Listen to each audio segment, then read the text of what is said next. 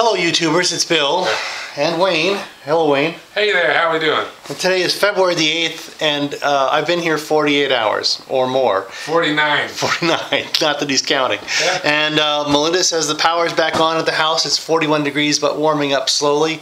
And I'm going to take a hike over to Starbucks, and I thank you, Wayne, for putting up with me. Hey man, it was fun. Have a good time. Thank you. We'll see you soon. See you. Bye-bye. Thanks for watching, everybody. And thanks for watching.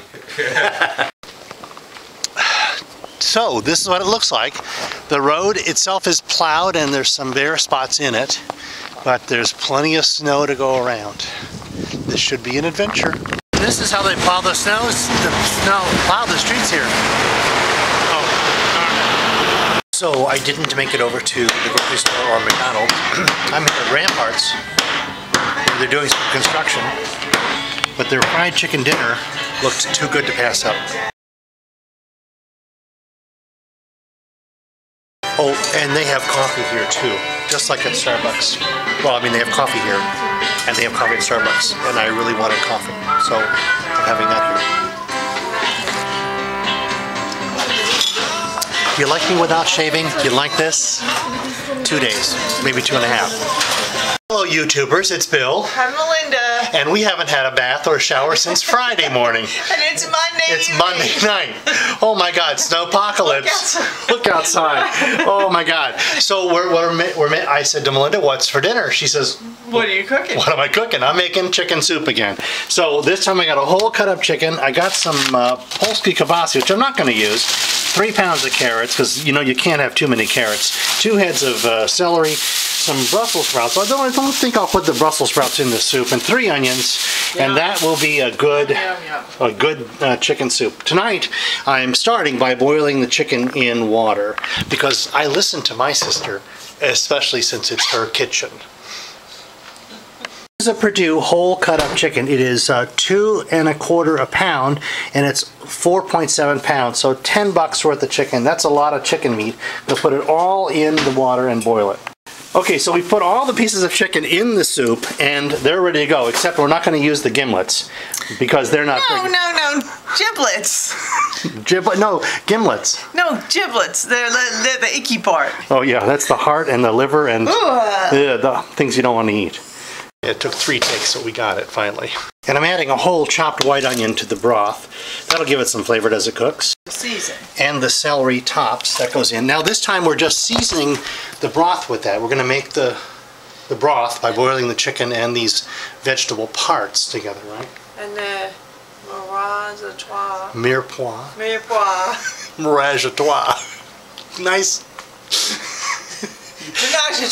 No, I'm sorry. Mirepoix goes in. That goes in the soup after we cook the broth. So I'm going to violate Melinda's principal rule of cooking, which is you can't leave something on the stove and go downstairs. But I have to. I've got to go, like start the laundry because I'm out of clothes. The timer is set for 10 minutes, and Melinda's going to check on it in 10 minutes if I'm not back up, or yell at me either way. Yeah, this whole timer thing worked really well, except for one small problem. We did not turn the oven on. I'm not saying we're not paying attention. I'm not saying that. Just the 2 cooks is maybe 1 too many.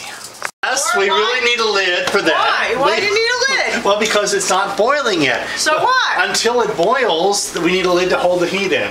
After it boils, we don't need a lid because it will boil at 100. I am a steam engineer in the Navy. I was a steam engineer on a ship. I know about entropy and enthalpy. After it boils, if you have the lid on, isn't it hotter? It remains. You know, you can't win. You cannot win this argument. No, it's true. Yes, Melinda, you're right. You can turn it down. Yes, Melinda. And still have the same heat. Yes, Melinda. Because it doesn't take as much heat to generate boiling if you have the lid on, because the steam stays in and it keeps the water hotter. Yes, Melinda. It's true. I know. So for the mirepoix, the carrots are in, and the celery and onions will go in soon. So the pasta is done. The mirepoix is almost done. It's steaming. It's nice. And the chicken has cooked. So now it's time to debone the chicken.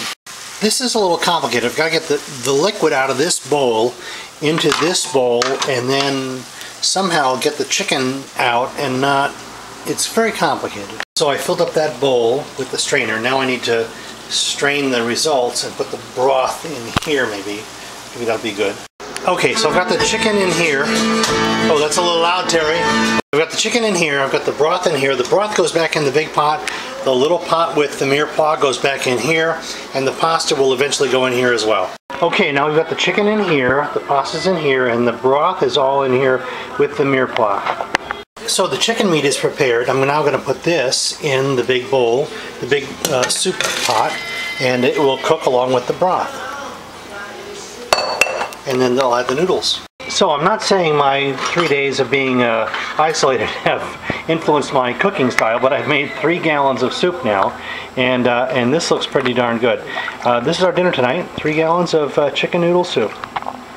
Very good. And there you have it, a homemade chicken soup. Excellent choice, and 3 more gallons of it in case I get hungry.